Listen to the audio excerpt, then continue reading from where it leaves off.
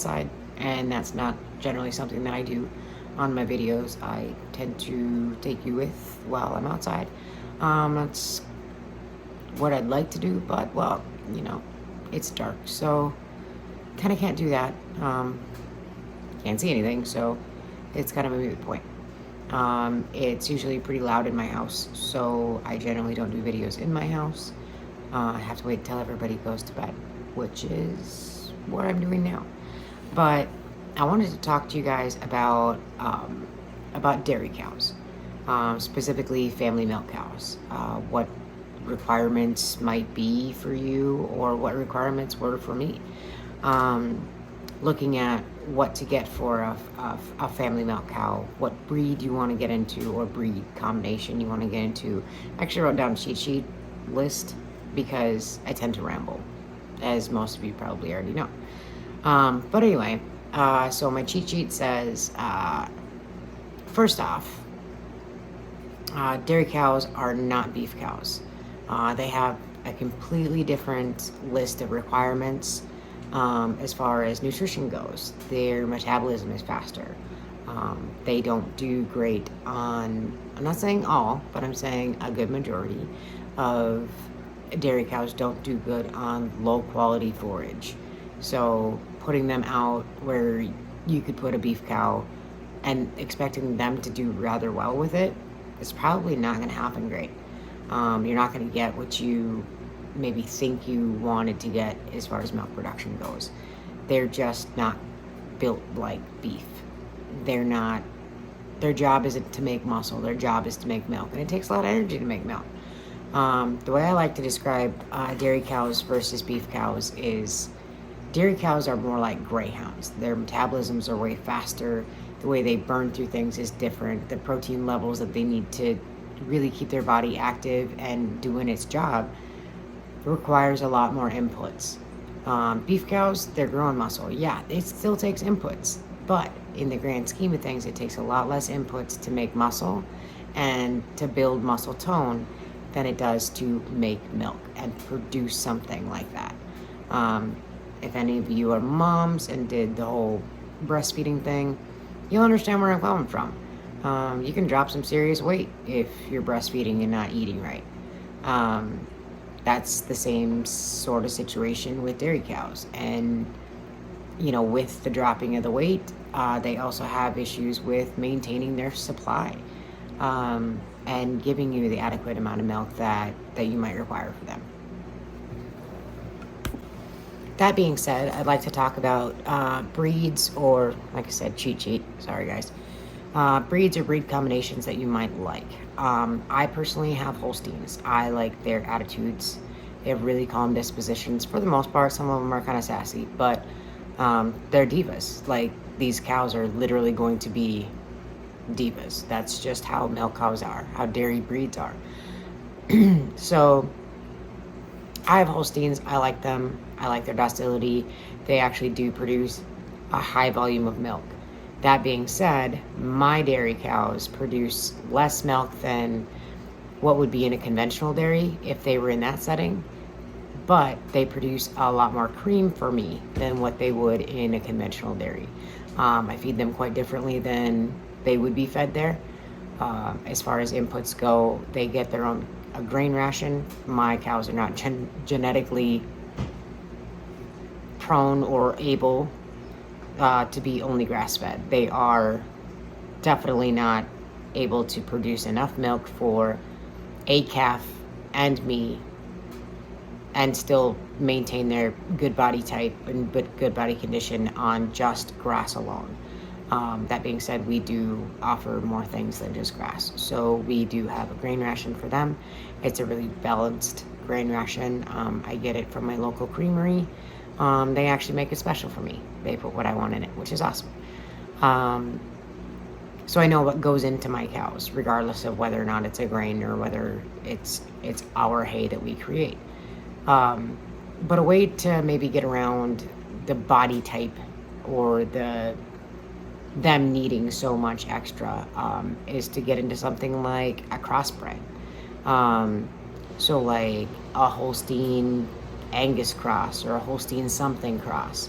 you're not going to get the volume of milk that a cow that is maybe a purebred dairy would produce.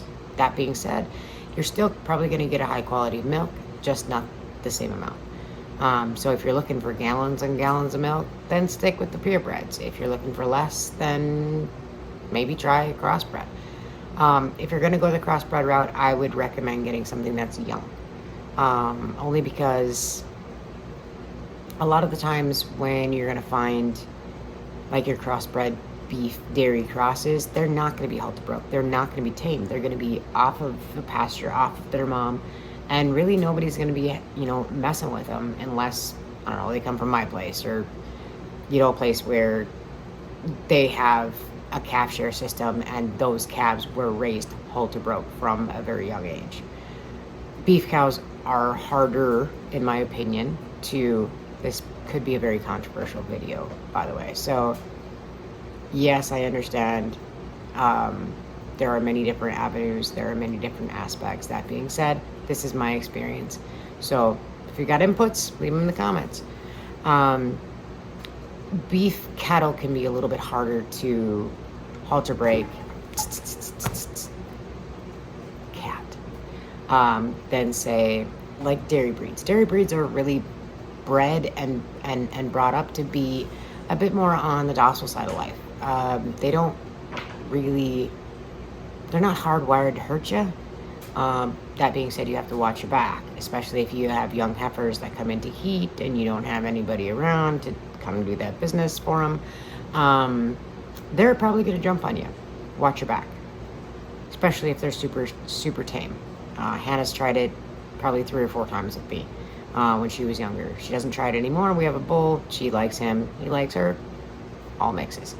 But it's definitely something you should watch out for. Again, I wrote down bullet points so I wouldn't do this, and I'm still doing it.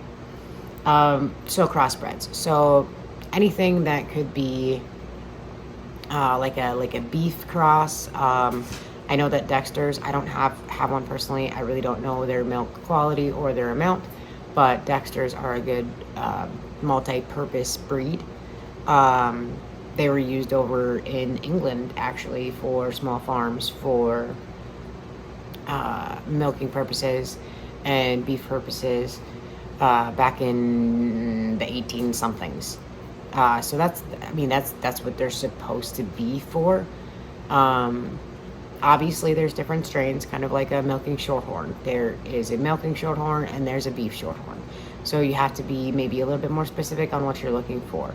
Do your research. Research is key to having the information to go into this with your head on a swivel, in my opinion. Research can only help you in your search, finding what breed suits you, finding, what milk quality suits you, finding what dispositions might suit you, finding almost all the things, minus looking at the cow in person going, okay, this is the one I want, or that's not what I want. The one thing that I would definitely look into also is the nutrition requirements of each breed. You're going to look at things and you're going to see a lot of maybe, say, commercial people or people that only want to grass feed their cows. That's fine. But you need to understand that if you grass feed cows that aren't nutritionally or genetically okay with that, your production isn't going to be very much. That might be cool with you. But with the low production also comes low body type. And low body type is dangerous in some situations for cows, especially dairy cows. They're putting a lot into their product, and you have to give them something in return. Love and attention just doesn't always make it happen. So make sure that you're thinking about the nutrition of your animal long term, and in a lactating type of situation, they need to be able to have enough nutrition to produce the thing you're asking them to do. And if you have an animal on calf share, they're producing for you and they're producing for their calf and keeping themselves fit enough. These are all things you need to look at. If you're planning on getting a dairy breed or a dairy cow, I would definitely have all of your things ducks in a row as far as your feed and your hay and what you're expecting to do with them, or be able to feed them on property before that animal comes home, whether it be a younger animal or an older animal or even a cow-calf pair. Definitely have all your ducks in a row as far as your feed, your hay, your area that you're going to keep them.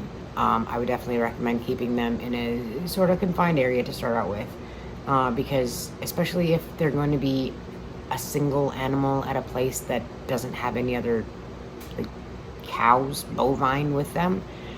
Cows aren't really a singleton type of animal. They can be in some circumstances and instances, but I wouldn't recommend it. They're going to bond either to you super hard, which means that you have to be out there like a lot more than just twice a day milking, or they're not going to really even ever settle down enough for you to work with them properly or the way that you want to. I would recommend, if you're looking into a dairy breed and you're probably wanting to get a heifer, maybe you get a heifer and a bull calf, or a heifer and a steer calf, and that way, at least for a while, that heifer will have a buddy, or even get two heifers, and you don't necessarily have to. Then you can pick and choose which one develops best. That's the one you use, and the other one you use for freezer camp, and that's okay. But I would definitely recommend getting something in a pair if you don't already have something bovine at home, to start out with. I'm kind of all about the pair buddy system thing. Animals seem to do quite a bit better like that. Less stress, less shipping fever issues. It's just a more seamless environment for them to be in. They are herd animals. They want to be in a group. And so they transition much better in a group. But I would definitely have your facility set up and ready to go for them prior to them getting there. Don't get the animal a spur of the moment thing and then, oh no, where do I get feed? Oh, I don't have hay. Don't do that. That's a bad idea, especially if you're dealing with a cow in milk. She needs nutrition like now, not tomorrow. If you're buying stock, I would definitely look up or find, from whomever you're buying it from, what that vaccination history is on that animal. If they've ever been tested for things like Yonex, or if they have Bang's tag vaccination, brucellosis vaccination, what they've been vaccinated for as a youngster, if they've lived there their whole life. Have they ever had, just your regular run-in-the-mill vaccinations that keep your animals healthy? Have they had like a Covaxin 8 shot? Something that covers like tetanus and Clostridium and blackleg and those kind of things. It's a pretty important thing, actually, to, in my opinion, to keep your animals vaccinated, because what if they come down with tetanus? It was really cheap to prevent, but it didn't happen. Or blackleg. It's a bacterium that gets underneath their skin and literally, like, it will kill them. So it's not, in my opinion, it's not worth not vaccinating your animals, and finding out their vaccination history and what their protocol has been prior to you is, in my opinion, pretty important. That way you know what you need to start with or what you need to continue. Also, if you're planning on buying a cow that is bred, or you think that it might be bred, or the previous owners think that it might be bred, it would be a really good idea, in my opinion, to do a vet check on that animal. An ultrasound isn't really that expensive, large animal wise, and while they're in there, they can do an overall check of the animal's uterus, and to be truthfully honest with you, I do a wellness health type check on the animal as a whole. The last thing you want to do is buy a dairy cow that maybe only has 2 working teats. That's kind of not part of the game. Or to buy a dairy cow that, yes, she might be bred, but she may not carry that calf full term, because she might have some internal damage, done to her uterus or some other thing.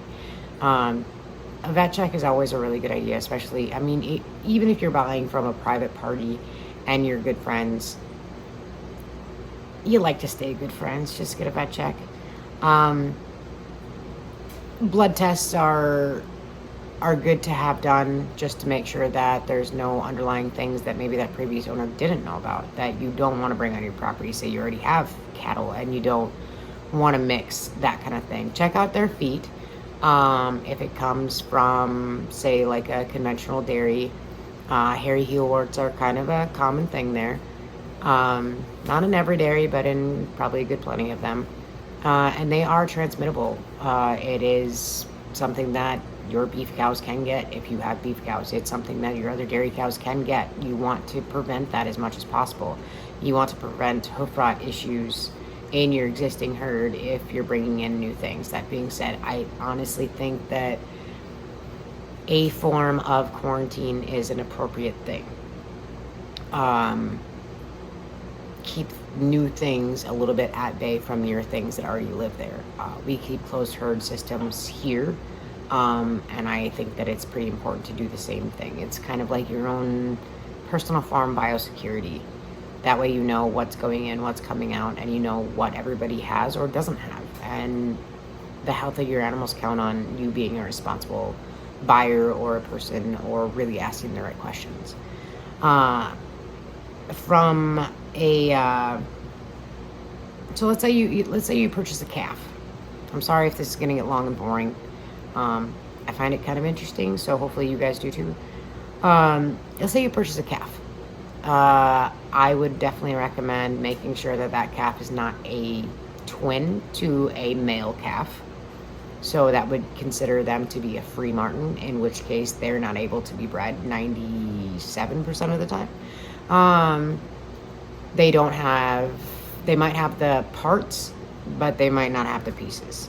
So things might not work the way that they're supposed to produce a calf.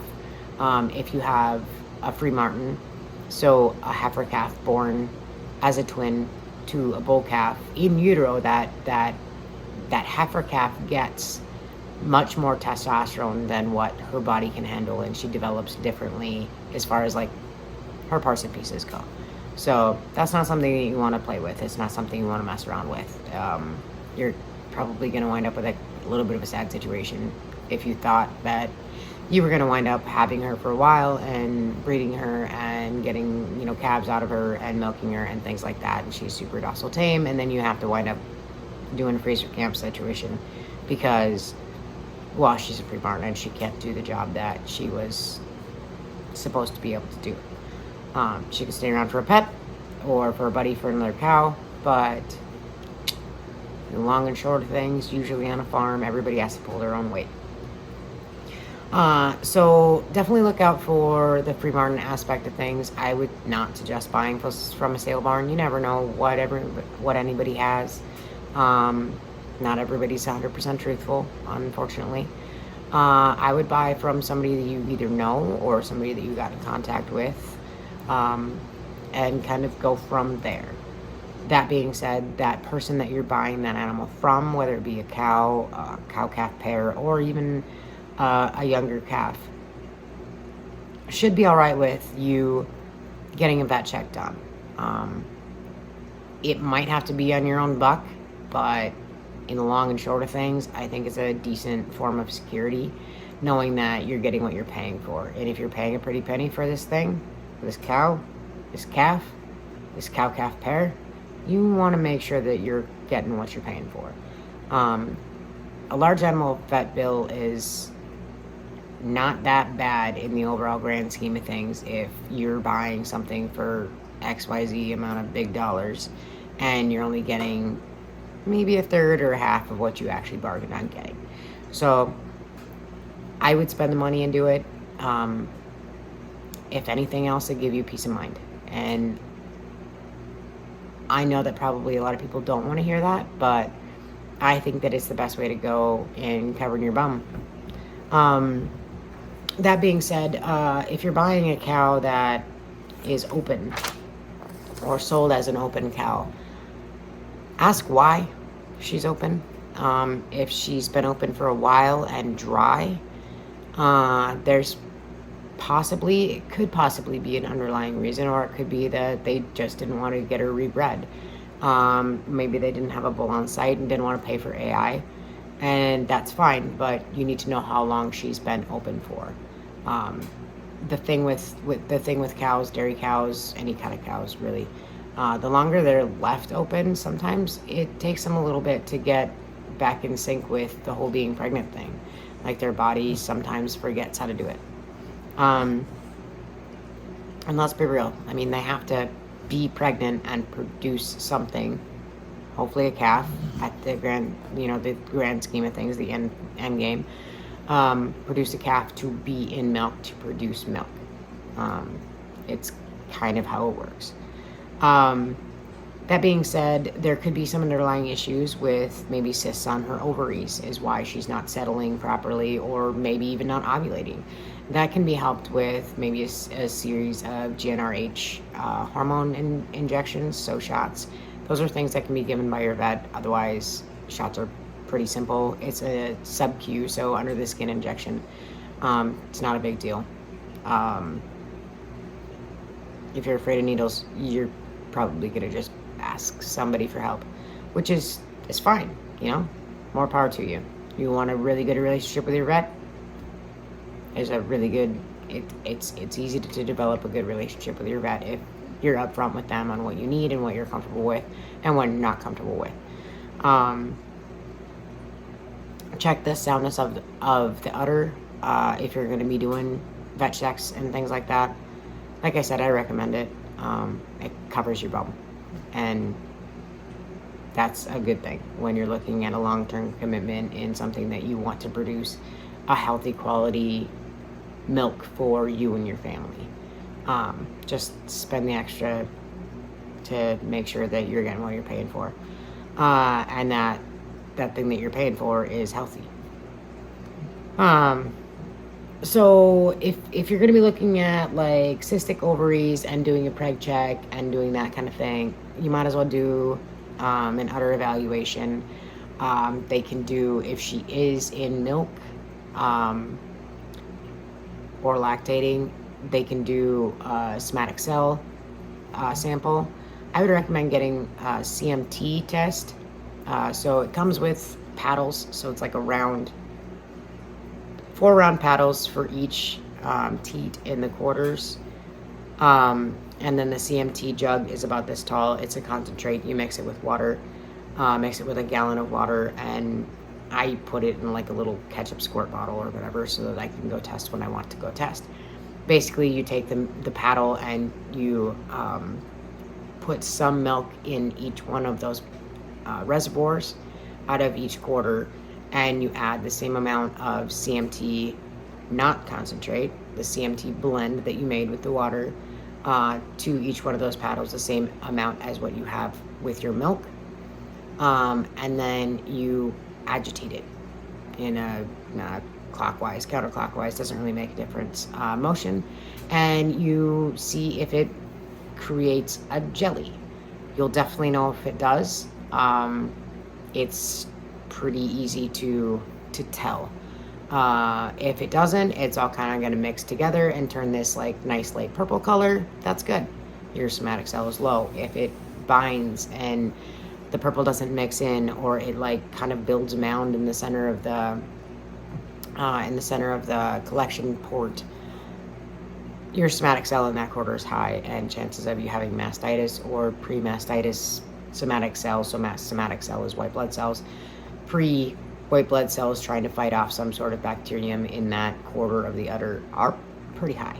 That being said, you could start a course of antibiotics, or call your vet, or try some herbal remedies. I've not always had the best of luck with those kind of things, no matter how hard I try. So I've in the past, if I've had a cow with mastitis, I will go the route of either, if they're late in lactation, drying them off and giving them a course of antibiotics, or